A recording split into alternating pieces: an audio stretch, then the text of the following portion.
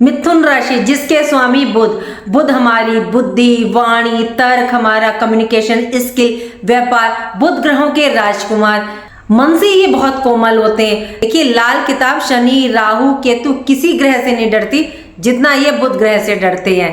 ये देखने में तो बहुत छोटे लगते हैं, ये काम ये ऐसे करते हैं पहाड़ तोड़ने जैसा। इनके मैनेजमेंट बहुत बेहतरीन होती हैं। इनके लिए तभी तो एक लाइन कही गई है, देखन में छोटे लागे घाव करे गंभीर। जय माता दी, मैं हूँ एस्ट्रोलॉजर नीलू चौधरी। मेरे चैनल ग्रहों की माया में आपका स्वागत है। मिथुन राशि के जातकों, आज हम बात करेंगे कि कैसा रहेगा आपका मार्च का महीना, ग्रहों की, नक्षत्र की, आपके कैरियर की, विवाह की, शिक्षा की, आपके भाग्य की कि कैसा रहने वाला है। तो चलिए शुरू करते हैं। बात करते हैं आपके फर्स्ट हाउस प्रथम भाव की। फर्स्ट हाउस यानी कि हम स्वयं, हमारी पूरी पर्सनैलिटी, हमारा व्यक्तित्व, हमारी सोच, हमारी ऑरा। और फर्स्ट हाउस प्रथम भाव में मिथुन राशि है और यहाँ देवगुरु बृहस्पति विराजमान है। 11 मार्च से गुरु बृहस्पति मार्गी हो जाएंगे और ये अपने स्वयं के नक्षत्र में इस टाइम अतिचारी अवस्था में है। सूर्य के बाद यदि कोई ब्रह्मांड में कोई बड़ा ग्रह है तो वो देवगुरु बृहस्पति है। ये सबसे बड़े ग्रह हैं, इसलिए इन्हें देवताओं की गुरु की पदवी प्राप्त है। और ये हमारे धन, अध्यात्म, हमारी संतति, जीव के कारक है। ये बहुत ही सौम्य प्लेनेट है। यदि आपकी अपनी पर्सनल हॉरोस्कोप में गुरु नीचे है तो देखिए इन्हें बहुत जल्दी इन्हें खुश किया जा सकता है, इन्हें शुभता इनकी लाई जा सकती है चंद कुछ उपाय के द्वारा। गुरु बृहस्पति की ये शत्रु राशि है, लेकिन नक्षत्र का भी देखिए बहुत ज्यादा प्रभाव पड़ता है। ग्रह किस नक्षत्र में विराजमान है तो देव गुरु बृहस्पति पुनर्वसु नक्षत्र यानी रीस्टेब्लिशमेंट। तो आपका पूरा जीवन यानी कैरियर, स्वास्थ्य, शिक्षा, वैवाहिक जीवन में रीस्टेब्लिशमेंट आपको 11 मार्च से देखने को मिलेगा। राहु की देखिए आप पर पंचम दृष्टि थी और गुरु इस टाइम वक्री अवस्था में थे, तो इस टाइम आपको कोई भी पॉजिटिव रिजल्ट इन्होंने प्रदान नहीं किया, बल्कि जो भी समस्या आई वो राहु की दृष्टि से, मतलब आपकी लाइफ में देखने को अचानक से मिली। राहु शतभिषा नक्षत्र में है तो देखिए काफी टाइम से है वैसे तो ये, अब जो है ये तीसरे चरण में है और कुंभ नववांश में है। तो अब आपको अपनी लाइफ में अचानक से रिजल्ट प्राप्त होंगे, मतलब बदलाव आपको अचानक से, जो भी परिवर्तन आएगा वो अचानक से आएगा, क्योंकि राहु आपकी सोच, एक्सपेक्टेशन से ज्यादा देता है। आपकी समस्याओं में इस टाइम ये हीलिंग करने का कार्य करेंगे, क्योंकि ये शतभिषा नक्षत्र में है और शतभिषा नक्षत्र मतलब 100 हीलर्स का कार्य करता है। तो इस टाइम आपकी समस्याओं को सॉल्व करने के रास्ते ये प्रदान करेंगे। ग्रहों की प्लेसमेंट से ज्यादा देखिए इनकी दृष्टियां बहुत महत्वपूर्ण होती हैं। गुरु बृहस्पति जिस भाव में बैठते हैं उससे ज्यादा इनकी दृष्टियां अमृत का काम करती हैं। तो गुरु की पंचम दृष्टि आपके पंचम भाव पर है तो ये संतान, शिक्षा, प्रेम संबंध का है। तो संतान की एजुकेशन संबंधी जो भी आपको रिजल्ट नहीं प्राप्त हो रहे थे तो ये मार्गी होते ही आपको यहाँ अच्छे रिजल्ट प्रदान करेंगे। प्रेम संबंधों के लिए काफी अच्छी रहने वाली है ये स्थिति। गुरु की सप्तम दृष्टि आपकी मैरिड लाइफ पर है तो मैरिड लाइफ में जो डिस्टर्बेंस चल रही थी वो दूर करेंगे। राहु गुरु का देखिए दृष्टि संबंध तो 11 मार्च के बाद आपको यहाँ रिजल्ट प्रदान करेंगे। बात करें दूसरे भाव की, दूसरे घर में कर्क राशि है, इसके स्वामी चंद्रमा है। आपके लिए देखिए चंद्र ग्रहण का प्रभाव भी ज्यादा नेगेटिव नहीं रहेगा। थोड़ा मतलब फैमिली को लेकर टेंशन हो सकती है और इस टाइम आपको अपने खान पान का विशेष ध्यान रखना है, मतलब स्वास्थ्य का अपने ध्यान रख करके चलिएगा। मार्च फर्स्ट वीक के बाद तो आपका मन शांत रहेगा, घर परिवार का वातावरण अच्छा रहेगा, वाणी इस समय आपकी थोड़ी सी शांत रहेगी और मधुर रहेगी। बात करें तीसरे भाव की, थर्ड हाउस में सिंह राशि है और यहाँ केतु देव विराजमान है और ये शुक्र के नक्षत्र पूर्वा फागुनी नक्षत्र में है। देखिए नक्षत्र इसीलिए बता रही हूं मैं आपको क्योंकि ग्रहों पर नक्षत्र का प्रभाव बहुत ज्यादा पड़ता है। अगर आपको पूरे रिजल्ट प्राप्त करने हैं तो ग्रह जहां प्लेसमेंट है ग्रहों की, और ये भी देखें कि वो ग्रह बैठा किस नक्षत्र का है, कि वो आपको रिजल्ट प्रदान कर भी रहा है या नहीं, कहीं शत्रु राशि में तो नहीं बैठा। इसलिए मैं आपको नक्षत्र भी साथ साथ बताती चल रही हूँ। और ये इस नक्षत्र में 28 मार्च तक रहेंगे, उसके बाद ये अपने नक्षत्र में प्रवेश करेंगे मघा में। ये भाव मेहनत का, पराक्रम का, आपकी कम्युनिकेशन स्किल का, आपके शारीरिक श्रम का, छोटी यात्राओं का, एफर्ट्स का। केतु यहाँ शुक्र के नक्षत्र में और ये नक्षत्र किस चीज का होता है, प्रेम, वैभव और संतति का है। केतु और राहु के लिए एक बात कही गई है कि जिस ग्रह के साथ बैठते हैं या जिस नक्षत्र में ये गोचर कर रहे होते हैं उसके अकॉर्डिंग ही ये रिजल्ट प्रदान करते हैं। तो ये समय आपके मेहनत के द्वारा आपके कार्यों में रिजल्ट आपको प्राप्त होगा। धन संपत्ति की आपको प्राप्ति होगी। जो स्त्रियां संतान प्राप्त करना चाहती हैं उनके लिए बहुत ही उत्तम समय है और ये IVF के लिए बहुत अच्छा समय है। जिनको मतलब संतान प्राप्ति नहीं हो पा रही तो यदि वो ये ट्रीटमेंट लेंगे तो उनको इस टाइम बहुत ज्यादा रिजल्ट प्रदान करेंगे। राहु की सप्तम दृष्टि, मंगल बुध की दृष्टि केतु पर, पराक्रम भाव पर बेहतरीन। इस समय आप में जोश रहेगा, एनर्जी रहेगी अपने कार्य करने के लिए। कम्युनिकेशन पावर आपकी हाई रहेगी। भाग्य इस टाइम आपका पूरा पूरा साथ देगा। भाग्य भाव से 5 ग्रहों की दृष्टि, पराक्रम भाव आपके 3rd हाउस पर। तो ये समय मेहनत के द्वारा वाणी से आप अपना भाग्य उदय करेंगे। राहु और केतु का देखिए दृष्टि संबंध अच्छा नहीं माना जाता, लेकिन राहु क्या इस टाइम शतभिषा नक्षत्र में है, अपने स्वयं के नक्षत्र में, और केतु इस टाइम जो है शुक्र के नक्षत्र में, और दोनों में देखिए मित्रता है। तो ये आपको लाभ प्रदान करेगी। राहु आपके कार्यों में जो इस टाइम परेशानी बाधाएं आ रही थी उसमें मतलब हीलिंग करने का कार्य करेंगे। केतु पूर्वा फाल्गुनी नक्षत्र में है शुक्र के, तो धन संपदा ऐश्वर्य आपको ये यहाँ पर प्रदान कर रही है। बात करें चतुर्थ भाव की तो 4th हाउस चतुर्थ भाव में कन्या राशि है और इसके स्वामी बुध आपके 9th हाउस भाग्य भाव में। अब देखिए सुख भाव का स्वामी भाग्य भाव में, उत्तम स्थिति। चतुर्थ भाव आपका 4th हाउस भूमि, भवन, वाहन, मकान का, प्रॉपर्टी का, पब्लिक डीलिंग का, तो प्रॉपर्टी मकान के योग ये यहाँ पर बना रही हैं। माता के स्वास्थ्य में सुधार होगा और माता को सुख की अनुभूति होगी। लेकिन एक बात का ध्यान रखिएगा कि जब चंद्र ग्रहण पड़ रहा होगा तो काल पुरुष की कुंडली में 4th हाउस के स्वामी चंद्रमा है, तो 3 तारीख को चंद्रमा पर ग्रहण लग रहा है। तो यहाँ पर माता से कोई वाद विवाद मिसअंडरस्टैंडिंग क्रिएट ना हो तो यहाँ संभल के रहिएगा, थोड़ा सा शांति रखिएगा। देखिए ग्रहण का असर 4-5 दिन आगे पीछे तक रहता है, तो थोड़ा सा संभल के। यदि आप रियल एस्टेट, पब्लिक डीलिंग या सोशल एक्टिविटी का आपका कार्य है तो उनके लिए बहुत अच्छा समय है। बात करें पंचम भाव की, पंचम भाव में तुला राशि, इसके स्वामी शुक्र आपके 10th हाउस में। पंचम भाव संतान का, विद्या, बुद्धि, क्रिएटिविटी का, आपके पूर्व जन्म के पुण्य का। 10th हाउस में शुक्र की काफी अच्छी प्लेसमेंट है, लेकिन यहाँ एक्सॉल्टेड है, तो संतान से रिश्ते आपके इस टाइम अच्छे रहेंगे। लव रिलेशन के लिए बहुत अच्छा समय है। संतान की एजुकेशन के लिए ये महीना बहुत अच्छा है। कोई एग्जाम या एडमिशन लेना है या कोई प्लानिंग है तो ये महीना आपको सपोर्ट करेगा।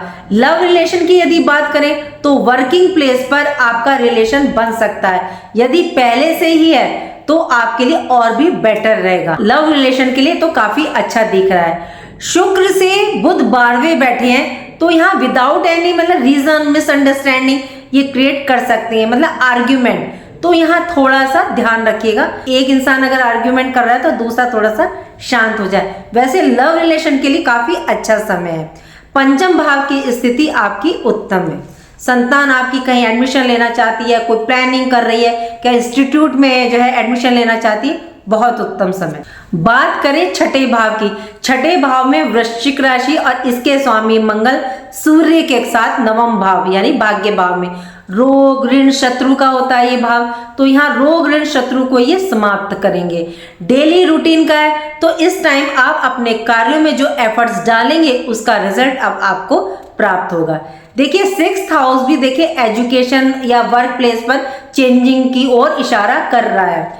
यदि आपका कोई एग्जाम है या कोई एडमिशन लेना चाहते हैं तो ये डिसीजन ले लें और अपनी सोच अपने कार्य को इस टाइम इम्प्लीमेंट करें। ये कार्य को इम्प्लीमेंट करने का समय है। बात करें सप्तम भाव की, सप्तम भाव के स्वामी देवगुरु बृहस्पति आपके 1st हाउस में, और ये पूर्ण दृष्टि से अपनी ही राशि को देख रहे हैं। कोई भी ग्रह यदि पूर्ण दृष्टि से अपनी राशि को देखता है तो ये बहुत अच्छा माना जाता है। 11 मार्च के बाद वैवाहिक जीवन, बिजनेस पार्टनरशिप के लिए काफी अच्छा समय रहेगा। जिनका विवाह नहीं हुआ है उनके विवाह के योग बनेंगे, या हो सकता है आपको कोई अच्छा रिश्ता मिल जाए इस टाइम। केतु की 5th दृष्टि, शनि की 10th दृष्टि, गुरु की 7th दृष्टि, तो मैरिड लाइफ के लिए तो काफी अच्छी है। बिजनेस व्यापार के लिए ये समय कर्म करने का है, एफर्ट्स डालने का है और रिजल्ट फिर आपको डेफिनेटली प्राप्त होगा। देखिए, कर्म से ही रिजल्ट आता है, ये तो तय है, ये तो आप भी मानोगे कि जब हम कर्म करेंगे, एफर्ट्स डालेंगे तो हमें रिजल्ट मिलता है। बैठे बैठाए कुछ भी नहीं मिलता। अगर आप कर्म नहीं कर रहे तो फिर भाग्य आपका कितना भी उच्च हो जाए वो आपका साथ नहीं दे सकता। तो भाग्य कर्म दोनों को लेकर के यदि हम चलेंगे तो बहुत बेस्ट रिजल्ट आएगा। बात करें आपके 8वें घर की, 8th हाउस में मकर राशि है और इसके स्वामी आपके 10th हाउस में है। शनि की पोजीशन बहुत स्ट्रांग है। पाताल का स्वामी आकाश भाव में, तो वो भी अपने ही नक्षत्र में है, उत्तरा भाद्रपद नक्षत्र में। और 8th हाउस देखिए, मृत्यु का, आयु का, गुप्त रहस्यों का, ऑकल्स का, अचानक परिवर्तन का, ससुराल का भाव है। ये नक्षत्र उत्तरा भाद्रपद तो शनि का है, लेकिन इसके स्वामी बुध देव है। ये धैर्य के प्रतीक है। तो ये समय वर्क प्लेस पर या जॉब पर जो समस्या आपको चल रही है उसको ये समाप्त करने का है। तो आपकी समस्याएं जो वर्क प्लेस पे चल रही थी अब वो समाप्त होंगी। जो रिसर्च और ऑकल्ट से जुड़े स्टूडेंट्स हैं या जिनका कार्य है उनके लिए काफी उत्तम है। बात करें नवम भाव की, आपके भाग्य भाव की, और नवम भाव में आपके पंचग्रही योग बन रहे हैं। ये बहुत रिच है, साथ ही भाग्य भाव भी है ये आपका। लेकिन एक भाव में अगर इतने सारे ग्रह होते हैं तो बहुत ही मतलब हौस पौस का मामला हो जाता है। आप देखिए, जब एक ही रूम में बहुत सारे लोग हो जाएंगे तो कितना देखिए टेंशन क्रिएट होती है। वो अपनी कहेगा, वो अपनी कहेगा, वो अपनी कहेगा। सेम ऐसी ग्रहों की स्थिति है, थोड़ा कंफ्यूजन की स्थिति रहेगी क्योंकि सब ग्रह एक दूसरे से मैत्री भाव नहीं रखते। सूर्य राहु रहण दोष, मंगल राहु अंगारक योग। देखिए, सब ग्रहों के योग ना तो पूरी तरह से पॉजिटिव रिजल्ट देते हैं और ना ही नेगेटिव। 20 मार्च तक थोड़ा सा मतलब स्थिति में कंफ्यूजन सा बना रहेगा। पिता तुल्य व्यक्ति से सीनियर बॉस के साथ मतभेद या मिसअंडरस्टैंडिंग हो सकती है। गुस्सा क्रोध आप में मतलब बढ़ सकता है। देखिए, प्लैनेट असर तो डालते हैं, ये तो तय है, ये सत्य है। लेकिन 11 मार्च से जैसे ही गुरु बृहस्पति की अमृत दृष्टि आपके नवम भाव पर पड़ेगी तो ये ग्रहण के दोष को भी खत्म करेगी और इन योग के नेगेटिव रिजल्ट को भी ये यहाँ खत्म करेगी। थोड़ा माइंड में इस टाइम देखिए डिस्टरबेंस रहेगा। डिसीजन जो आप लेंगे उसमें थोड़ी सी कंफ्यूजन की स्थिति रहेगी। लेकिन गुरु आपके फर्स्ट हाउस में और यहाँ से दृष्टि डालेंगे।